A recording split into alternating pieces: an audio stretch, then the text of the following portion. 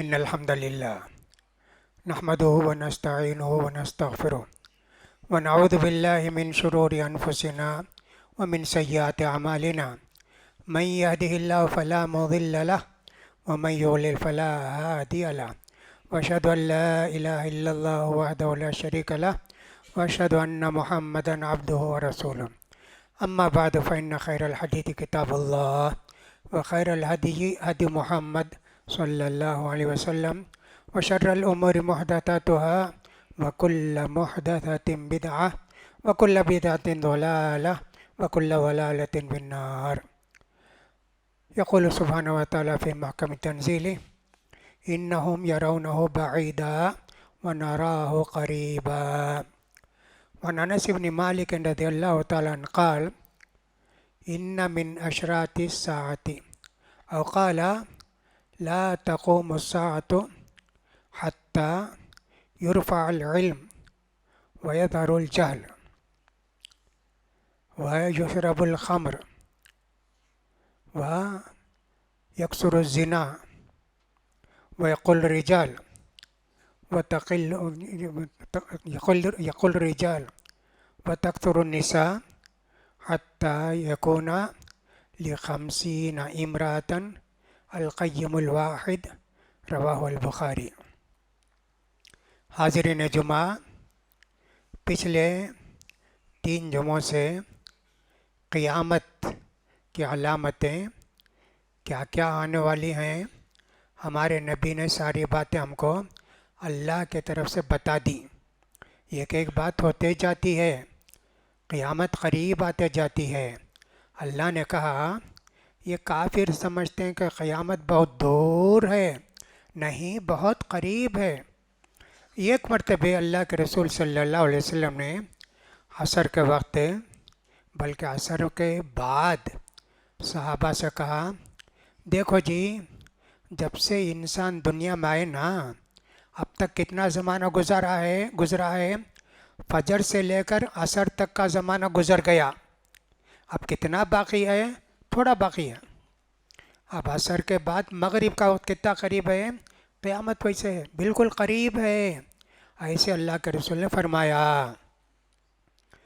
اللہ کے رسول صلی اللہ علیہ وسلم کے فرمودات میں سے، آپ کی باتوں میں سے ایک بات انس بن مالک رضی اللہ تعالیٰ ذکر کرتے ہیں کہ نبی کریم صلی اللہ علیہ وسلم نے فرمایا قیامت آنے سے پہلے علم اٹھا لیا جائے گا، جہالت عام ہو جائے گی.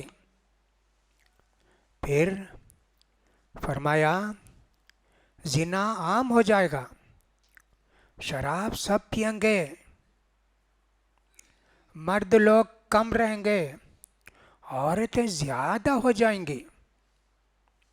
یہاں تک کہ 40 عورت کا ایک نگران رہے گا. اب یہ 40 عورتیں، اس کی ماں ہوگی، بیوی ہوگی، بیٹی ہوگی، بہن ہوگی، ایسے ہوگی. لیکن مرد یہ اتنے لوگوں کی کفالت کرے گا، مرد بہت کم، عورتیں بہت زیادہ ہو جائیں گی. ایسے انس بن مالک کہتے ہیں کہ اللہ کے رسول نے فرمایا.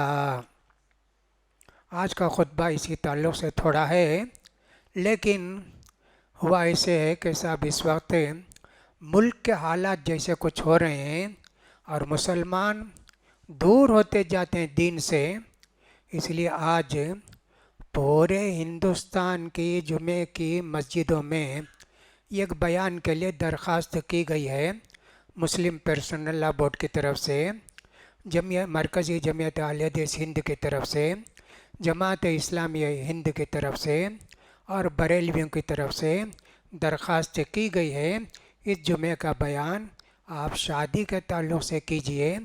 شادی میں بہت اسراف مسلمان کرتے ہیں اور پھر شادی کرتے ہیں، دینداری نہیں دیکھتے، پیسہ دیکھتے، منصب دیکھتے. آپ سمجھائیے کہ صاحب شادی کہاں کرنا چاہیے. لہٰذا کچھ باتیں اس کے تعلق سے بھی بتانے کی کوشش کرتے ہیں. کیا فرمایا اللہ کے رسول نے؟ یرفع العلم، علم اٹھا لیا جائے گا. جی کیسے اٹھا لیا جائے گا؟ کتابیں سب موجود ہیں نا، قرآن بھی ہے، حدیث بھی ہے، سب ہے نا، علماء کی کتابیں پوری ہیں، کہاں اٹھائے؟ کہا جی ایسا مطلب نہیں جی، تورات انجیل نہیں ہے۔ اللہ کے رسول سے ایک صحابی نے پوچھا، اللہ کے رسول علم کیسے اٹھایا جائے گا؟ آپ نے ہم کو سکھایا، ہم اپنے بچوں کو سکھائیں گے، ہمارے بچے ان کو سکھائیں گے، ان کے بچے ان کو سکھائیں گے، علم کیسے اٹھے گا اللہ کے رسول؟ کہا تم عقل مند سمجھتا تھا جی، ایسا سوال کیا کیا؟ یہودیوں کو دیکھے، عیسائیوں کو دیکھے، کتاب ہے نا ان کے پاس۔ اللہ کے رسول کے زمانے میں جو انجیل اور تورات تھی وہ بھی رد و بدل والی تھی، لیکن کم رد و بدل تھا، ان کے پاس نہیں ہے کتاب، گمراہ نہیں ہو گئے، سمجھنے والے بھی نہیں، بتانے والے بھی نہیں، وہ زبان بھی نہیں ہے۔ ایسے اللہ کے رسول نے فرمایا تو علم ختم ہو جائے گا۔ کیسے ختم ہوگا جی؟ لوگوں کو دینی علم سے کوئی دلچسپی نہیں رہے گی، قرآن حدیث بیان اللہ اور اللہ کے رسول کی باتیں ان سب سے کوئی دلچسپی نہیں۔ انگریزی پڑھو، میتھس پڑھو، فلاں پڑھو، یہ بہت زیادہ ہو جائے گا دنیا کا علم، دین کا علم جاننے والے بہت کم لوگ رہیں گے۔ کوئی زمانہ تھا علم حاصل کرنے کے لیے 7 دن 8 دن 10 دن جاتے تھے، چل کر نہ، اس زمانے میں چل کر جاتے یا اونٹ پر جاتے۔ کہاں سے جاتے؟ مدینے سے مصر کو جاتے، ایک حدیث کے واسطے، ایک حدیث کے واسطے۔ اللہ اکبر! اب تو ایسا ہے کہ جانے کی ضرورت نہیں ہے، گھر گھر میں، محلے محلے میں، مسجد مسجد میں دین علم دیا جا رہا ہے، لیکن کوئی شوق نہیں۔ ارے وہ نہیں تو تم کو اتنی فرصت بھی نہیں کیا، تمہارے فون کے اندر کتنے سب علماء کے بیانات ہیں سننے کے لیے؟ نہیں جی، کوئی دلچسپی نہیں ہے، ایسے علم ختم ہو جائے گا۔ کتابیں ہیں، پڑھنے والے نہیں، سمجھنے والے نہیں، بتانے والے نہیں۔ بقبض العلماء، اچھے اچھے علماء مرتے جائیں گے، دنیا سے رخصت ہوں گے، ان کی جگہ کوئی نہیں لے گا۔ آج ویسی ہے، ہمارے بڑے بڑے علماء گزر گئے، ان کی جگہ لینے والے کوئی نہیں ہیں، کم ہوتے جاتا زمانہ، علم میں بھی، تقوی میں بھی، عمل میں بھی۔ اس سے پہلے میں نے بتایا تھا کہ اللہ کے رسول نے فرمائی ینقص العمل، عمل کم ہو جائے گا قیامت آنے نے، دین سے کوئی دلچسپی نہیں۔ مسجد سے گزریں گے، جماعت ہوتی رہے گی، نماز کو نہیں آئیں گے، نماز نہیں پڑھیں گے، دیکھتے اپنی آنکھوں سے نماز ہو رہی ہے، کچھ بھی دلچسپی نہیں۔ وہ زمانہ ہے کہ نہیں؟ ابھی وہی زمانہ ہے۔ میرے بھائیوں، دین علم نہ ہونے کی وجہ سے بہت ساری گمراہیاں آتی ہیں، ان گمراہیوں کے اندر یہ ہمارے بہت سارے نوجوان بچے بچیاں ذہنی ارتداد کا شکار ہیں، یعنی کہ اسلام کو اچھا نہیں سمجھتے، وہ انگریزوں کی تہذیب کو اچھا سمجھتے، دوسروں کے کلچر کو اچھا سمجھتے، ان کا کلچر بہت اچھا معلوم ہوتا ان کو، اسلامی کلچر ان کو پسند نہیں، داڑھی رکھنا اور سب لنگی پہننا یا کہ سب کرتا پہننا، وہ سب نہیں، جنٹل مین بن کر رہنا چاہتے ہیں آج کے زمانے میں۔ یہ ہے جی، یہ کیا ہے؟ دوسروں سے متاثر ہو گئے، حالانکہ سب سے بڑی دولت اللہ نے جو ہم کو دی ہے اسلام کی دولت ہے۔ اسلام سے بڑھ کر کون سی دولت ہو سکتی ہے؟ کوئی دولت نہیں۔ عمر رضی اللہ تعالیٰ نے ایک مرتبہ کہا ان اللہ اعزنا بالاسلام، اللہ نے ہم کو دنیا میں جو عزت دی ہے اسلام کی وجہ سے ہے، اسلام کی باتوں پر عمل کرنے کی وجہ سے ہے۔ اگر تم اسلام کو چھوڑ کر عزت تلاش کرو گے تم ذلیل ہو جاؤ گے، عزت نہیں پاؤ گے۔ حضرت عمر نے اپنے زمانے میں کہا تھا، حضرت عمر ابن خطاب رضی اللہ تعالیٰ کتنے بڑے متقی، کتنے بڑے پرہیزگار، لیکن متقی پرہیزگار معمولی کپڑا جی، معمولی کپڑا۔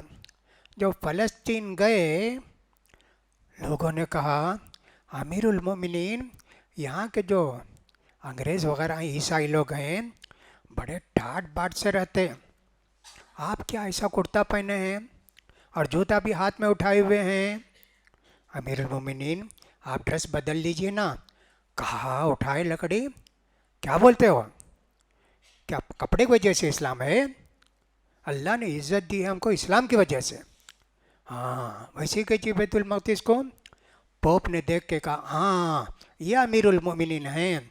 अगर वो अच्छा कपड़ा पहन लेते तो कहता नहीं जी ये अमीरुल मोमिनीन नहीं हो सकते। हज़रत उमर ने कहा, इस्लाम को तुम अपना दीन समझो और उस पर अमल करो, तुमको ज़रा भी शर्माना नहीं चाहिए, ज़रा भी तुमको हिचकिचाना नहीं चाहिए, इस्लाम की बातों पर अमल करो जी। नमाज़ पढ़ो, फलां करो, जितने हैं खाने के, पीने के, उठने के, जागने के, एक एक बात में इस्लाम को अपनाओ जी। तो लिहाजा आज हमारे बहुत सारे बच्चे बच्चियां दीनी इल्म से दूर होते जा रहे हैं। उनके जो ताल्लुक़ात रहते हैं शादी ब्याह के, रिश्तेदारों से मिलने के लिए, कुछ भी नहीं। कौन जेंटलमैन है, कौन फुला है ये। कोई लड़की तुम्हारे घर में दौलत ला सकती, कोई लड़की तुम्हारे घर में दौलत ला सकती, तुम्हारा घर जो है फर्नीचर से आरास्ता हो जाएगा, तुमको दीन नहीं दे सकती, तुम्हारे बच्चों की तरबियत नहीं कर सकती। वो तो बच्चा जनेगी नहीं, पहले एक दो बच्चा भी जनेगी वो दाया के हवाले कर देगी। कौन दूध पिलाएगा, कौन इसका पेशाब पाखाना साफ करेगा। ये हमारी औरतें, हमारी बच्चियां ऐसे होते जाएंगी और लड़के भी ऐसे ही रहेंगे कि साहब बच्चों की क्या ज़रूरत है, अभी ज़रूरत भी नहीं है बच्चों की, ज़रा आप गैप होना चाहिए 8 साल का, 10 साल का, फिर उसके बाद बच्चे जनेंगे। ऐसा हमारा जहन बदलते जाता है, ऐसा हमारा जहन बदलते जाता है। लिहाजा हमारे लिए दीनदारी, शरीयत के मुताबिक तुम अपने रिश्ते तलाश करो, दीनदारी देखो। अल्लाह के रसूल की हदीस मैंने कई मरतबे सुनाई कि अल्लाह के रसूल सल्लल्लाहु अलैहि वसल्लम ने फरमाया, अबू हुरैरा रज़ियल्लाहु ताला अन्हु की रिवायत है कि नबी करीम सल्लल्लाहु अलैहि वसल्लम ने फरमाया, लड़की से रिश्ता करते हैं, लड़की से शादी करते हैं, 4 बातें देखते हैं। एक तो ये देखते कि साहब बड़े ख़ानदान की है इसलिए, दूसरा ये कि बहुत पैसा है, मालदार है, तीसरा ये कि खूबसूरत है, चौथा ये कि दीनदार है। ये 4 बातें बोलकर अल्लाह के रसूल फरमाए, दीनदार लड़की से शादी करो जी, दुनिया आखिरत में तुमको कामयाबी मिलेगी। यानी पैसा बहुत है, कलीमा भी मालूम नहीं, नमाज भी मालूम नहीं, हरगिज़ शादी नहीं करना, ऐसी औरत से हरगिज़ शादी नहीं करना। दूसरी बहुत खूबसूरत है जी, कलीमा भी मालूम नहीं, नमाज भी मालूम नहीं, रोज़ा भी नहीं रखते, कुछ नहीं करना, नहीं जी ऐसे लड़के से शादी नहीं करना। बड़े ख़ानदान की है, फ़ख्र बहुत है, नहीं करना जी, दीन मालूम नहीं। अगर किसी लड़की को दीन भी मालूम है, खूबसूरत भी है, पैसा भी है, बड़े ख़ानदान की भी है, अल्हम्दुलिल्लाह, अल्लाह की 4 नेमतें, ज़रूर शादी करो। लेकिन ऐसी लड़की जिसको दीन मालूम नहीं, पैसा है, बड़े घर की है, खूबसूरत है, वैसी लड़के से शादी नहीं करना। इस्लाम की तालीमात हैं और अल्लाह ताला के रसूल सल्लल्लाहु अलैहि वसल्लम ने सबको तालीम दी है। बड़ों की इज़्ज़त करना, बड़ों की कदर करना, माँ बाप हों, सास ससुरे हों, उनकी कदर करना, उनकी बातों को मानना, शौहर की बात को मानना। आप कहाँ रह गया जी वैसा। कितनी औरतें ऐसी हैं, लड़कियां जो कॉलेज में पढ़ लेती हैं, माँ बाप की कोई कदर नहीं उनको। हालांकि वही माँ बाप हैं जो एक एक पैसा कमा के उसकी तालीम के लिए फ़ीस बने कॉलेज को भेजे। नुकसान कितना हुआ, वो बच्चियाँ, वो बच्चे माँ बाप की कदर नहीं करते, माँ बाप की कदर नहीं करते। एक वाक़या लिखा जाता है, एक आदमी ने अपने बच्चे को खेत वगैरह था सब बेच के अमेरिका भेजा पढ़ने के लिए।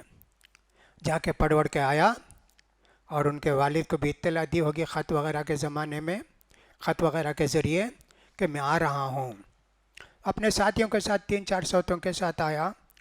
ये बाप बेटे की खुशी में गया बच्चे को रिसीव करने के लिए, लंगोट बन के गया। देहाती लोग ऐसे ही रहते ना, उनके पास कौन सा, अब ये तो सूट वोट में था।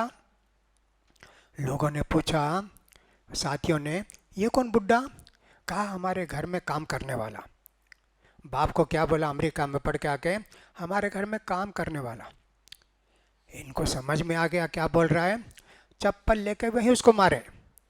میں اتنی محنت کر کے کھیت بیچ کے سب کچھ کر کے تجھے امریکہ بھیجا پڑھنے کے لیے، آج تیری نظر میں میری قدر اتنی ہے، گھر میں کام کرنے والا، وہیں بہت مارا۔ ویسے ماں باپ بھی ہوں گے کہ جو بیٹا قدر نہیں کرتا ہے اس کو سزا بھی دیں گے۔ یہ کس کا نتیجہ ہے؟ کچھ ہمارا سسٹم ایجوکیشن کا ایسا کر دیے، دین سے دور ہوتے چلے جانا۔ خالی انگریزی پڑھو، حساب پڑھو، فلاں پڑھو، سائنس پڑھو، میڈیکل سب پڑھو، دین کچھ بھی نہیں جی، دین پڑھنے کے لیے کچھ بھی نہیں۔ میں نے کہا نا، ایک آدمی سے میں نے پوچھا بھی آپ نماز پڑھتے ہیں؟ کہنے میں انجینئر ہوں۔ مسلمان پوچھے نماز پڑھتے ہیں تو کیا جواب دیتے؟ میں انجینئر ہوں۔ تو اس کا مطلب کیا ہوا؟ نماز پڑھنا تمہارا کام ہے۔ یہ سائنس وغیرہ پڑھ کے ہم لوگ ملک کو ترقی دیتے۔ کتنا غلط جواب تھا جی! کتنے لوگ ایسے ہوں گے؟ پوچھے تو یہ کہتے ہیں کہ صاحب ہم تو انجینئر ہیں، ہم ڈاکٹر ہیں، ہم سائنٹسٹ ہیں، ہم لوگ نماز نہیں پڑھتے۔ دین سے کتنے دور ہوتے جا رہے ہیں میرے بھائیو۔ کس کی ذمہ داری ہے؟ ماں باپ کی ذمہ داری ہے، علماء کی ذمہ داری ہے، بچوں کے دلوں میں محبت پیدا کریں دین سے۔ بچے کتنے شوق سے جاتے جی مسجد کو مغرب کے بعد دینیات پڑھنے کے لیے، بہت شوق، کیا کیا کر سکتے وہ سب کرنا چاہیے۔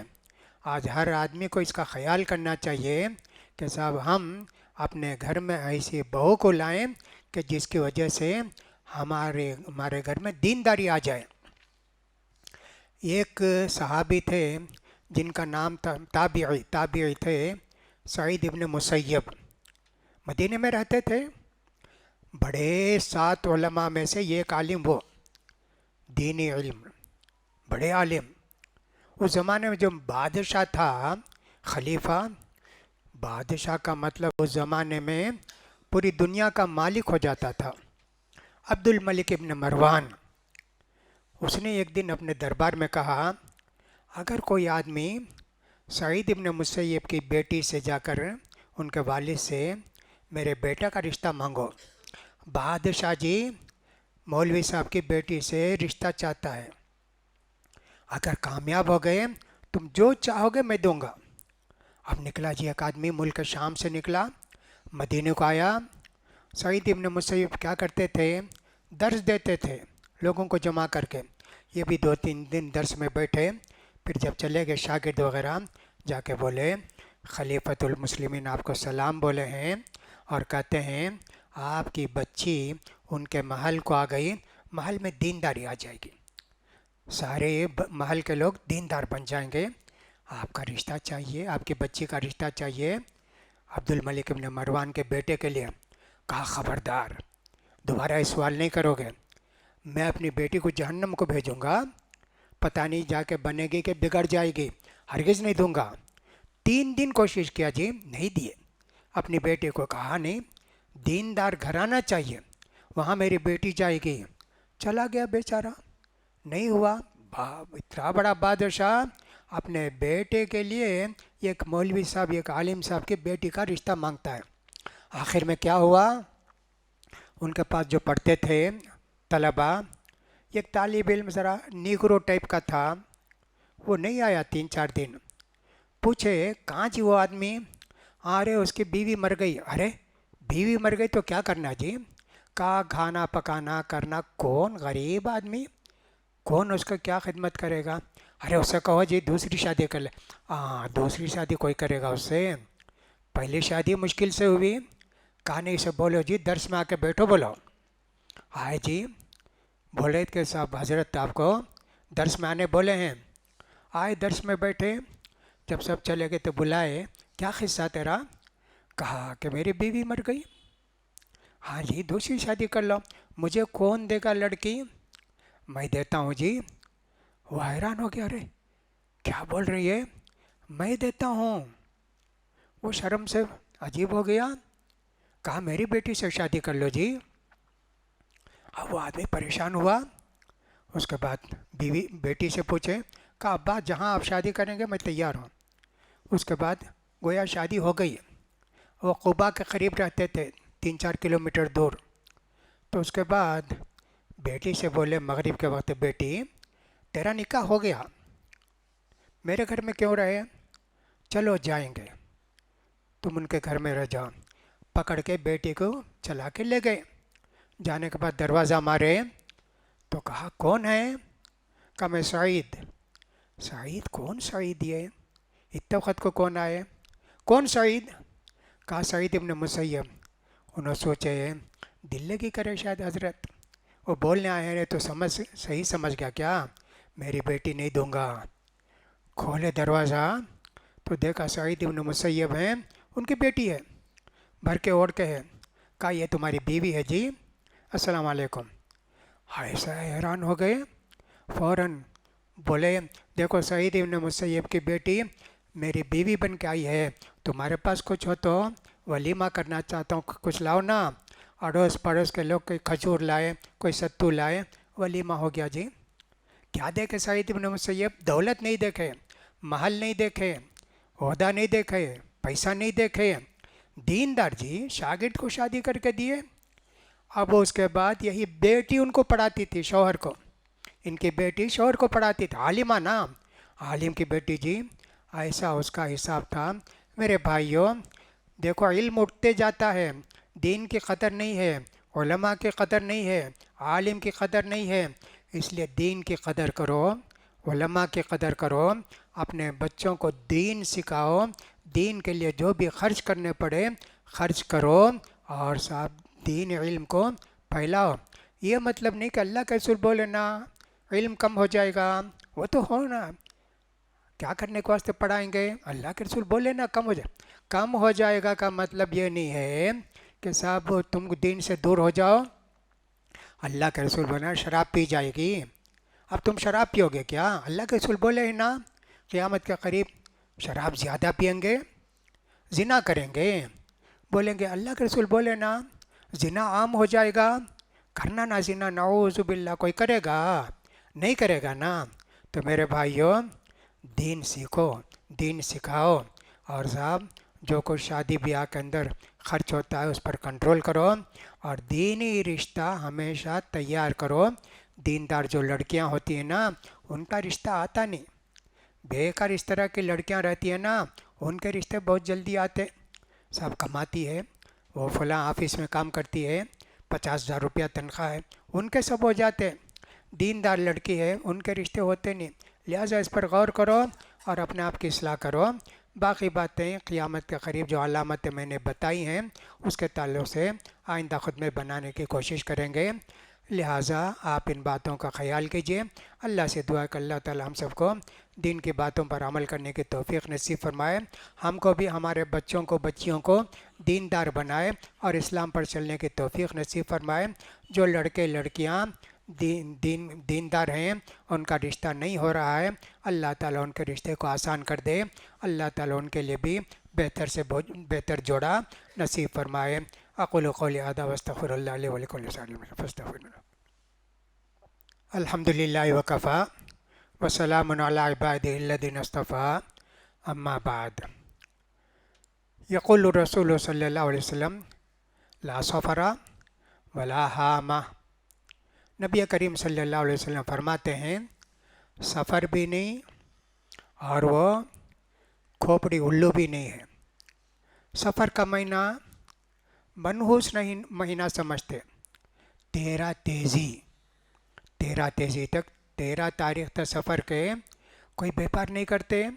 منحوس مہینہ، اللہ کے ہاں کوئی مہینہ منحوس نہیں ہے، سب برکت والے مہینے ہیں، سارے مہینوں کو اللہ نے پیدا کیا۔ بہت ساری غلط رسمیں ہوتی ہیں اس مہینے کے اندر۔ کیا کیا کرتے ہیں؟